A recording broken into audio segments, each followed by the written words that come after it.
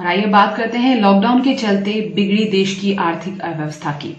Lockdown के चलते बिगड़ी देश की आर्थिक व्यवस्था को पटरी पर लाने के लिए केंद्र सरकार के कदमों का भाजपा शहर जिलाध्यक्ष देवेंद्र जोशी ने स्वागत किया है। उन्होंने कहा कि केंद्र सरकार ने 20 लाख करोड़ का जो पैकेज घोषित किया है उसे निश्चित रूप से देश की अर्थव्यवस्था पटरी पर लौट सकेगी।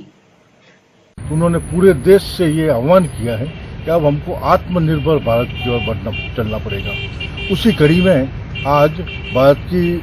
वित्त मंत्री आदरणीय निर्मला जी सीतारमण ने जो एक विशेष पैकेज तो वो लगातार 3 दिनों तक, आज के बाद 2 दिनों तक समाज के विभिन्न वर्गों के लिए घोषित करने वाली है। उस पहली कड़ी में आज उन्होंने जो घोषणा की है उसमें विशेष रूप से 3 लाख करोड़ जो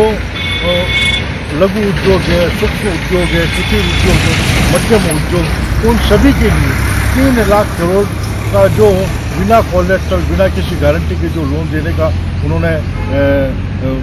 प्रस्ताव सामने रखा है और जो घोषणा की है उससे निश्चित रूप से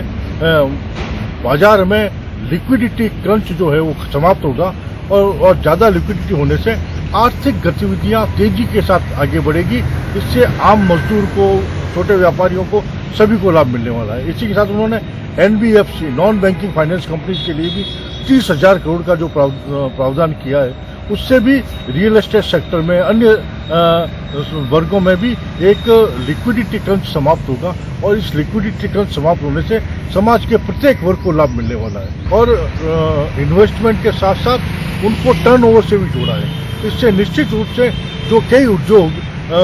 लघु उद्योग थे लेकिन वो मध्यम श्रेणी में नहीं जाना चाहते थे, उनको अपने उद्योगों का विस्तार करने में सहायता मिलेगी और इस विस्तार के कारण से देश में रोजगार के अवसर बढ़ेंगे।